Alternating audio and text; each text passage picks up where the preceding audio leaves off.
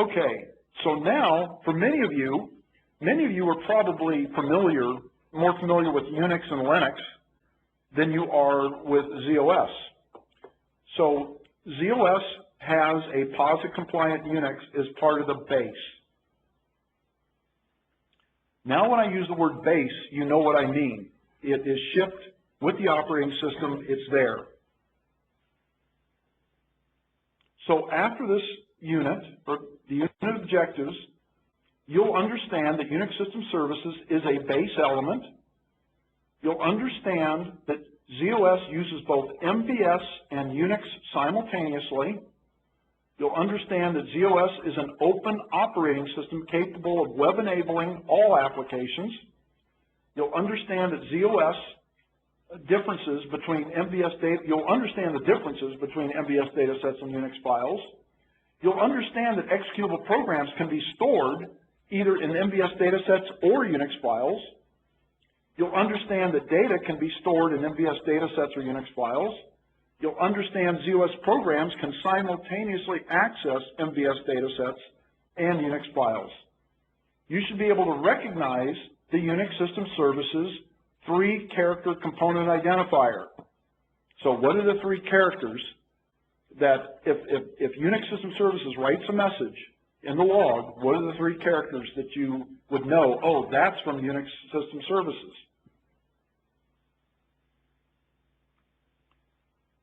Okay, the MVS environment, some of the activities, we have scripting that we can do in the MVS environment. We can use Rex, very powerful scripting language.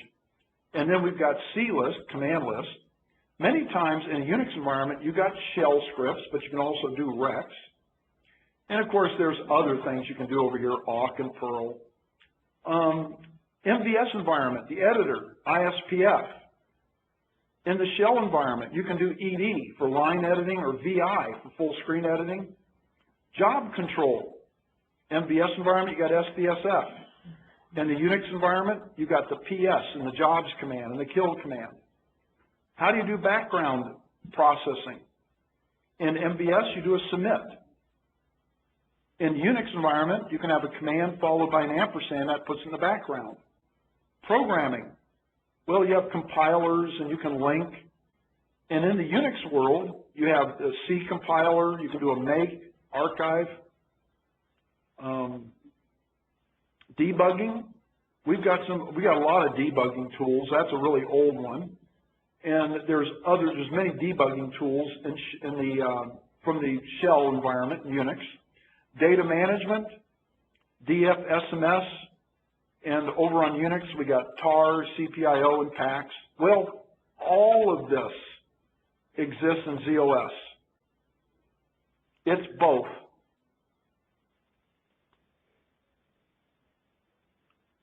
Now, we've actually done this.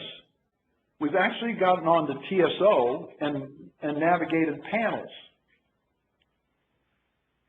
And it turns out we've also done this. We actually used PuTTY to get a shell prompt. However, I want you to know that from this 3270, there's ways of dealing with Unix System Services. And I'm going to be showing you some of that. To do PuTTY, you're definitely in Unix. Now, could you from Unix get to MVS data sets? You could, because you can write programs to actually go after those data sets. It's very possible.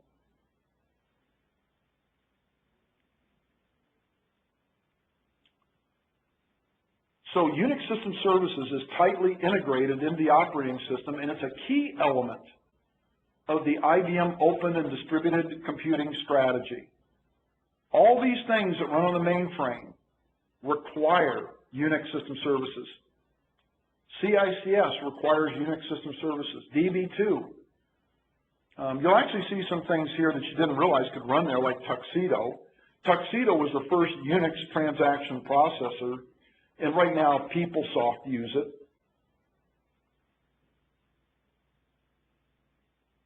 The Unix applications can communicate with DB2, CICS, IMS, WebSphere MQ. In fact, all these subsystems require Unix System Services.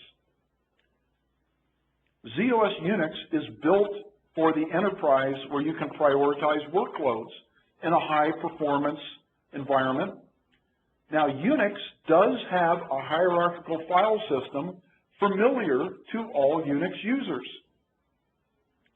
Applications can work with data in both Unix hierarchical file system and the traditional MVS data sets simultaneously.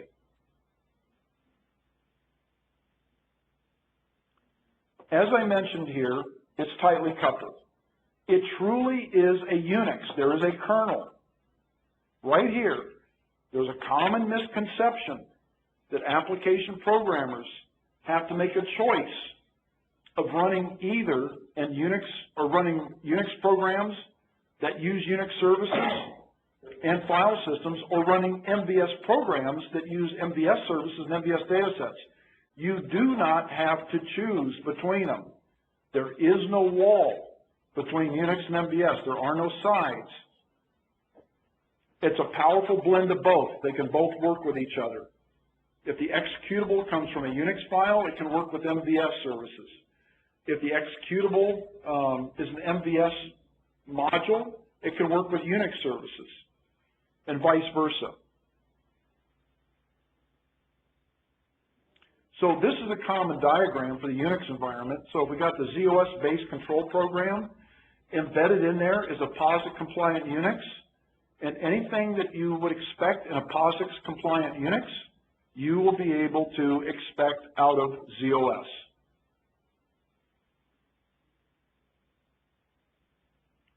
The file systems. So I mentioned earlier about record-oriented and how Unix and Linux is not record-oriented, it's a stream of bytes.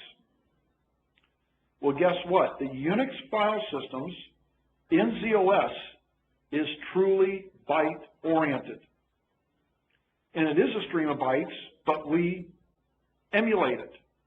So it works, it truly is a hierarchical file system that's a stream of bytes, and it's byte-oriented as far as the Unix user is concerned. It's not record-oriented. The files are not record-oriented. They're byte-oriented, a stream of bytes. As I mentioned here, files in the Unix file system are sequential files and are accessed as a byte stream. So how do we do this? Well, before I describe how we do it, Unix uses its access method as the physical file system controls access to data. There truly is a PFS in z/OS. So PFSs receive and act upon requests to read and write files that they control. Now, we do have different types of hierarchical file systems. So what IBM did when we first ported Unix to the mainframe, and I'd say ported it together with MVS to make OS 390, Open System 390, that became z/OS, the first Unix file system that we had was called an HFS. It had a special data set type called HFS. When you looked at it, it kind of looked like a PDSE. But we formatted this PDSE to handle a stream of bytes, so it was a special formatting. But it was kind of a PDSE type of implementation. So then what we did, we created something called a ZFS, a Z-series file system. But what that is, it's a VSAM formatted data set. So we took a VSAM linear data set, and then we run a utility against it that formats it so that PFS can read and write from it. ZFS is far superior to HFS. IBM, for a long time, everybody knows that ZFS is much superior to HFS, and we've been encouraging people, don't do an HFS when you can do a ZFS, and it's very easy to convert from an HFS to a ZFS. ZFS is far superior. for Unix files. Okay, we talked about MVS data sets and how things are found. There's a master catalog, and it can have an alias. But anyway, we talked about the master catalog and how we can have partition data sets that have numbers in it. But a hierarchical file system is exactly how you would expect. There's a root, and things are mounted off the root. It works that way in ZOS. So we have a question right now. How does ZOS store Unix files on volumes or disk? Excellent question. We're getting ready to answer that.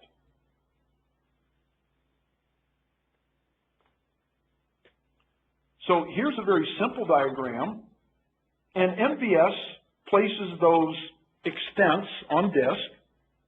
So what we do is we allocate an MVS data set on disk, and let's say it's a VSAM, a linear data set, which we know is a data set name type of ZFS. Then we run a special utility to format it for Unix System Services, and then we mount it off the root. And I've got an example of that coming up. It's right here. So I can run execute program idcams. I want to define a cluster. The name of the cluster is going to be zos.unix.user. This is an operand on there to say it's a linear data set. And here's the volume I'm putting it on.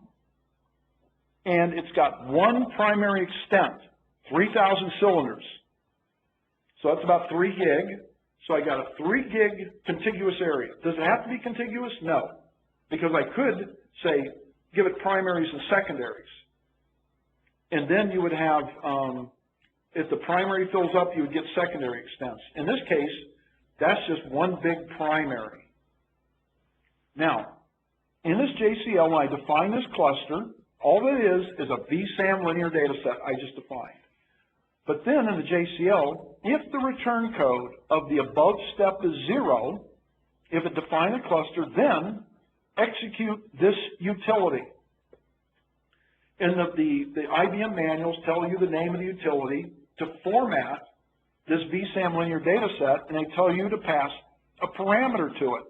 So this execute statement, and I go comma, a space, this is a continuation of the execute statement, // one, at least one space, parm equal, notice I put this in quotes now, because it's looking for this lowercase dash aggregate, and this is the cluster name, dash compat.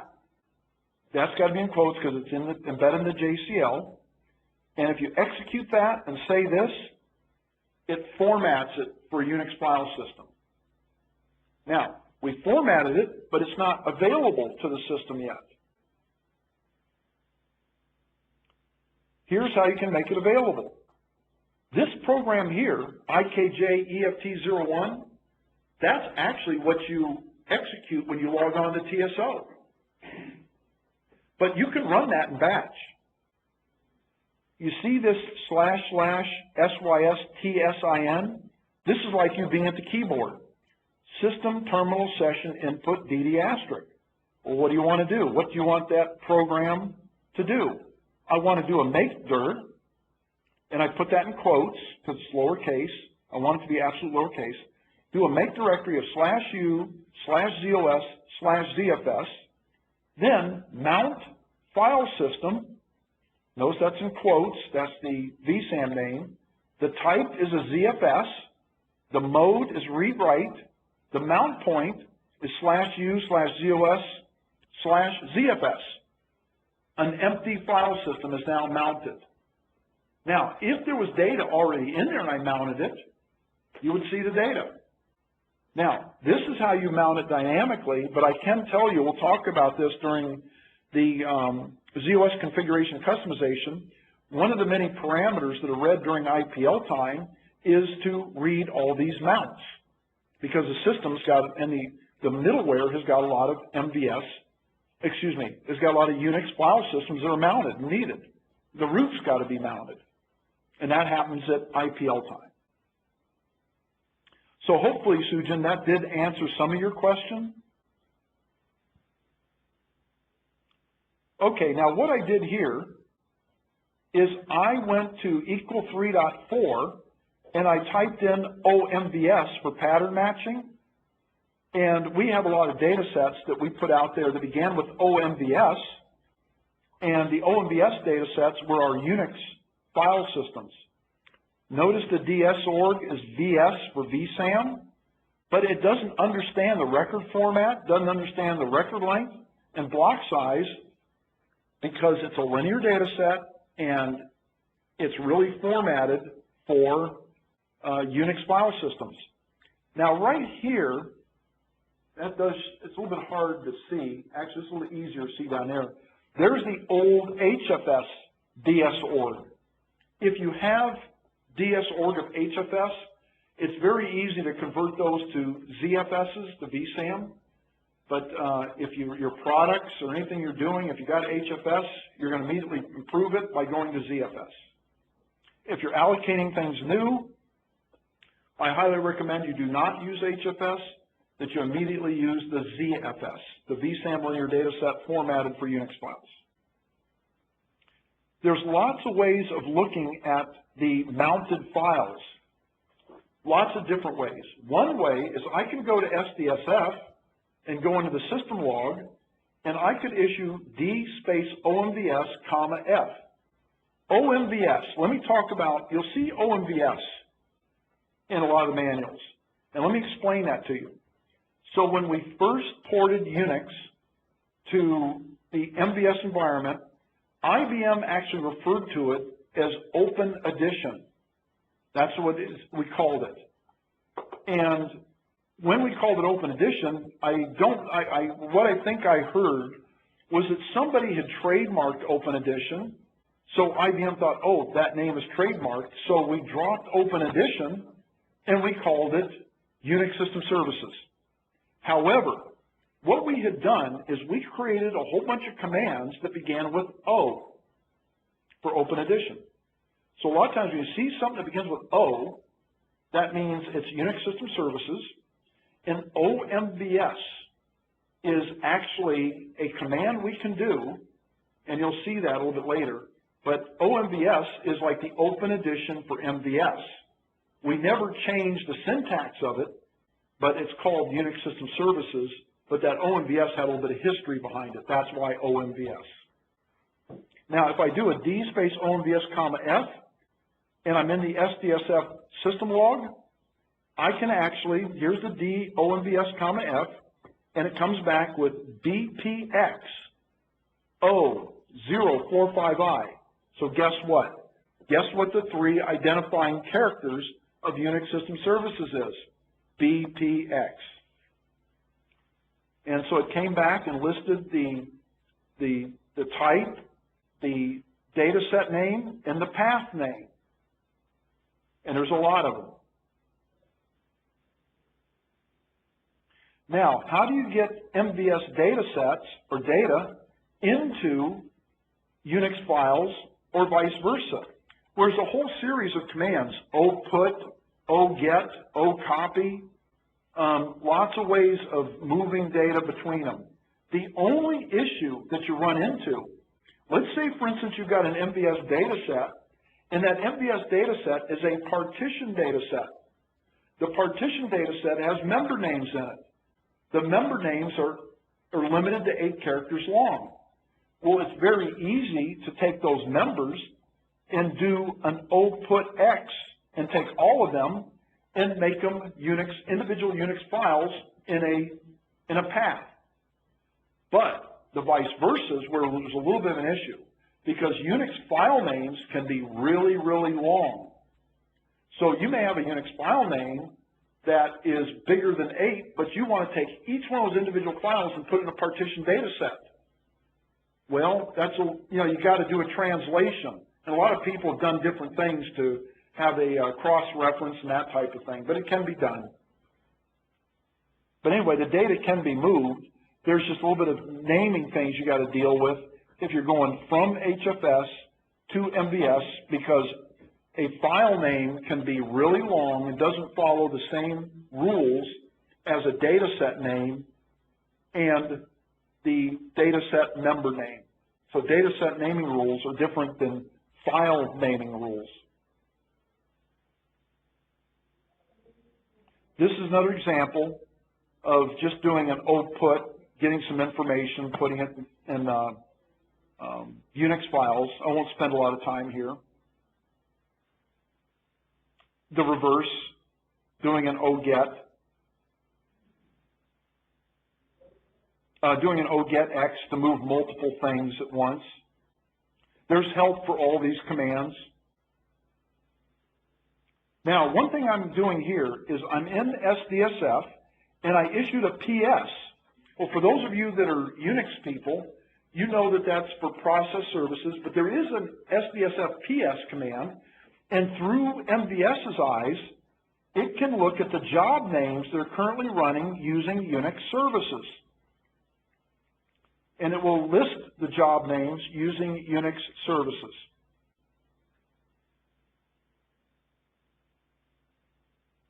The other thing that I can do, if I'm UID 0, I could do a PS minus EF, and just like any Unix or Linux, I see the PID and the parent PID, the process ID and the parent process ID, and then the command, the time.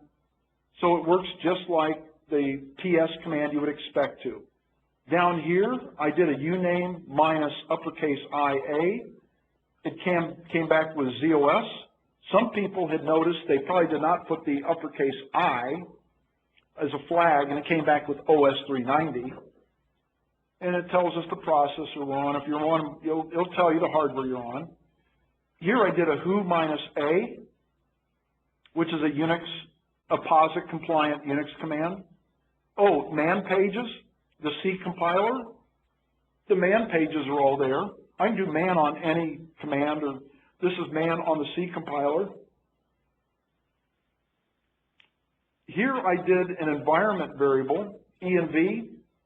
Here's your environment settings. Oh, and then I did man C89 again, so now we're going to get the C compiler. So man pages on the C compiler. This goes on and on and on. More information about the C compiler. Now down here, I wanted to see if I have a Java mounted. Java-version. Java 1.4.2. Well, most of you know that's really old now. This is a really old screen. If you did Java-version on our system, it's a much more current one. But many times, you have many different Javas on a ZOS and mount the one you want. Or you do a profile to get to it or change a path. Okay, here's an example that I actually put this together many years ago. This is not our system, but I have a little bit of story that I tell here. So I did a change directory to /web/httpd1/pub, and then I did an ls. And I was doing this to show people there's a couple of permission bits that are standard that all Unix and Linux people understand. But then there's this. And they say, what is that? I've never seen that before in a Linux or Unix. Well, this is something that we've got to have in ZOS for auditing. Those are audit bits. And so we can turn on auditing for file systems because we got protection in ZOS that some Unix or auditing in ZOS environment that Unix and Linux may not have. So those are audit bits. Now, what happened is when I did this, part of the base has an HTTP server, and I'll be talking about that a little bit later.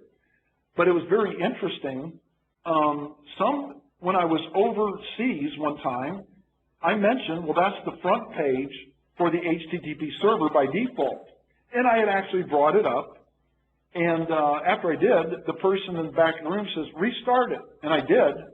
And basically it said, welcome to India, because they went out there and changed it, because they could see that anyone could update that front page. It's read, write, execute for everyone. Okay, and but that's not the front page right now, the location of it. But the whole point here is I did a LS and looked at all the permission bits here with these. So there's flags here that you may not find in other Unix or Linuxes for things like show me the audit bits. So you could do a man on LS to see all the flags. So there's going to be more flags in the Unix on ZOS than there is on the traditional Unix and Linux. Now here's an example. I'm in SDSF. I did a D space OMVS, comma, A equal all. It gives me a lot of information about the processes that OMVS is involved in. If I wanted to look up all of the information in these fields, I would look up BPXO040I, and then it would tell me and explain all this to me. Remember I mentioned looking up messages to determine what's going on. Now in this case, BPXO040I, that's an informational message, and it's the output of the command. Okay, what I'm doing here is I want to point out that there actually is a job name on the system called OMVS.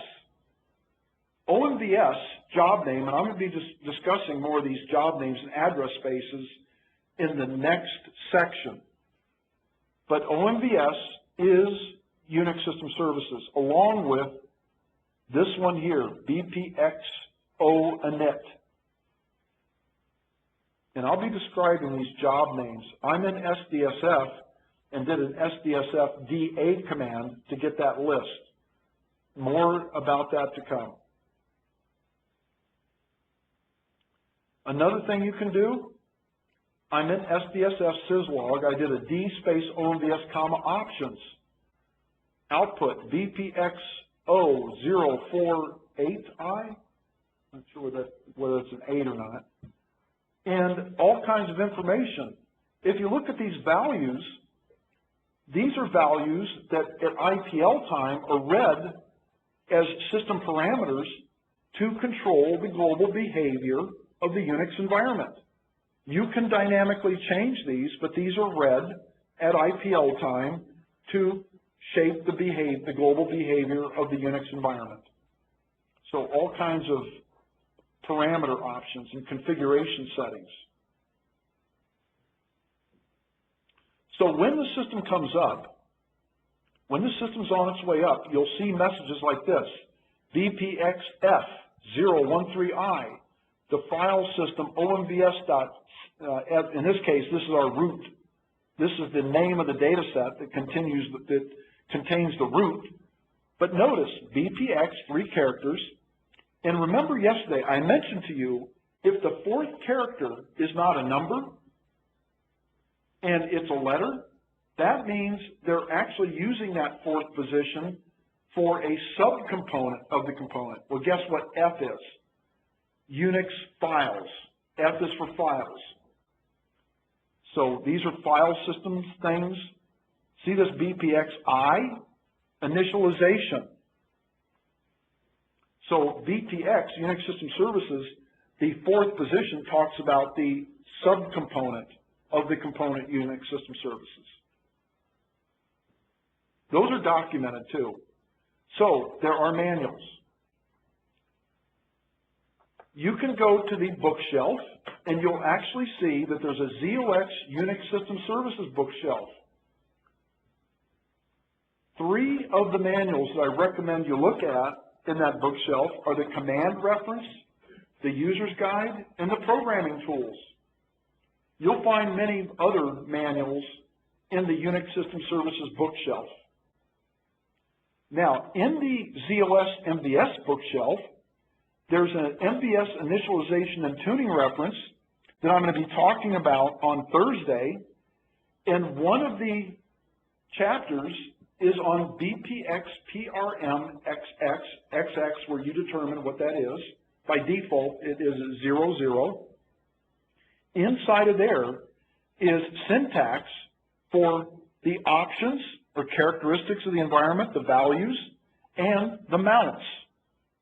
And so that's what's read at IPL time when MVS is coming up to shape the behavior of the Unix environment and do all the mounts.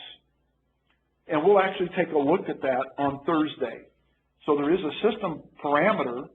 It's a partition data set member that's got a bunch of information in it to shape the global behavior of Unix System Services, plus do all the mounts. So now, you know that Unix System Services is a base element. ZOS uses both MVS and Unix simultaneously. It's an open operating system capable of web enabling all applications. I haven't clearly demonstrated that yet, but we will talk more about that when we deal with the middleware on Wednesday. ZOS differences between MVS dataset and Unix files. Well, the differences are Unix files are controlled by PFS. However, to make the Unix file, we can allocate a vSAM linear dataset and format it for a stream of bytes. So PFS can operate upon it. It turns out MVS datasets, executable programs can be stored in MVS datasets or Unix files, and it is indeed possible to relink a Unix file, put it in an MVS dataset, or relink an MVS load module and put it in a Unix file. You now understand data can be stored in MVS datasets or Unix files.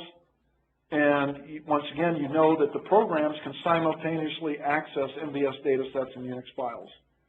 Now you're able to recognize the 3-character component identifier of Unix System Services, BPX. Okay, that's the end of this session.